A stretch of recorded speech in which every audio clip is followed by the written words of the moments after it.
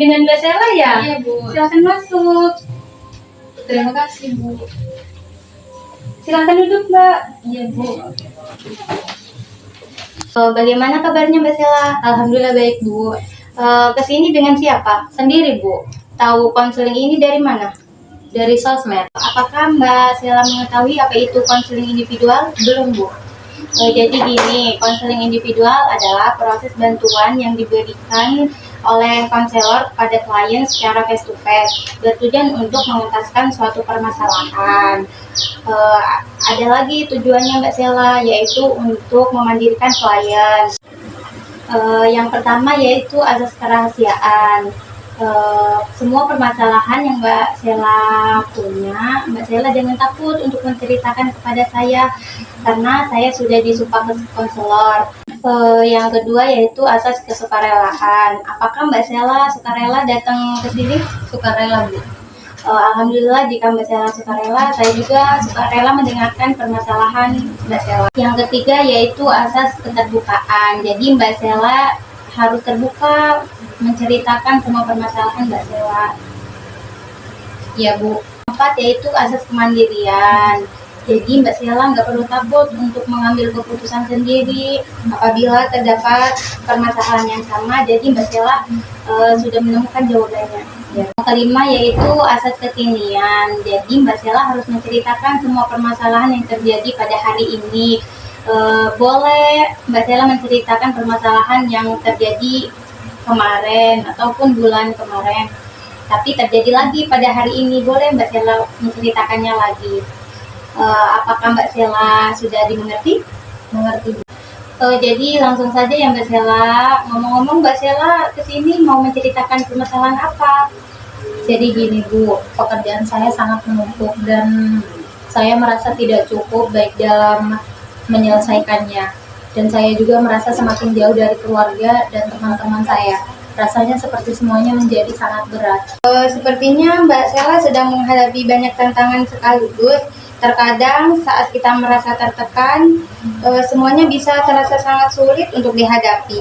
Bagaimana biasanya Mbak Sela menghadapinya selama ini?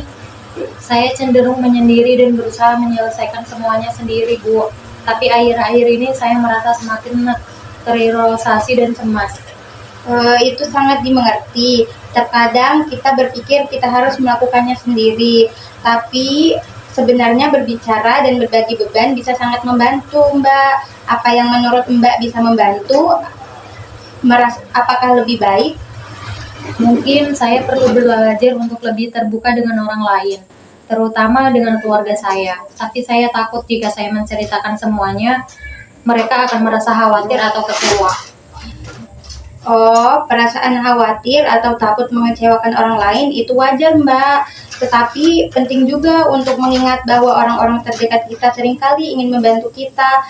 Komunikasi yang terbuka bisa memperkuat hubungan, bukan justru menambah beban. Apa yang Mbak Sela rasakan, bisa menjadi langkah pertama untuk memulai percakapan itu. Mungkin saya bisa mulai dengan mengatakan bahwa saya merasa stres dan membutuhkan dukungan mereka, tanpa harus menjelaskan semuanya. Itu langkah yang baik, Mbak. Mbak tidak perlu memberi semua detail, yang penting adalah mengungkapkan perasaan dan kebutuhan Mbak. Jika Mbak merasa nyaman, kita juga bisa membicarakan cara-cara lain untuk mengurangi stres yang bisa Mbak coba, seperti manajemen waktu atau teknik relaksasi. Apa menurut Mbak? Saya rasa itu bisa membantu, Bu. Saya sering merasa cemas dan terburu-buru, dan itu pun membuat saya tidak bisa berpikir jernih. Baik, kita bisa coba beberapa teknik relaksasi, Mbak, seperti pernapasan dalam atau meditasi singkat. Ini bisa membantu menenangkan pikiran Mbak. Selain itu, kita bisa juga mengatur langkah-langkah kecil untuk mengatasi tugas-tugas yang menumpuk. Apakah itu sesuatu yang ingin Mbak coba? Iya, Bu, saya ingin coba itu. Saya merasa agak lega setelah mendengar saran Ibu. Senang mendengarnya. Kita bisa mulai dengan sedikit demi sedikit. Saya akan mendampingi Mbak dalam setiap langkahnya. Dan Mbak bisa kembali kapan saja jika merasa perlu melanjutkan percakapan ini, Mbak. Terima kasih banyak, Bu. Saya merasa sedikit lebih tenang sekarang. Sama-sama, Mbak. Ingat, Mbak tidak perlu menghadapi ini sendirian. kita akan bersama-sama mencari solusi yang terbaik bagi Mbak. Apakah sudah cukup, Mbak? Cukup Mbak, cukup Bu, terima kasih. Sama-sama.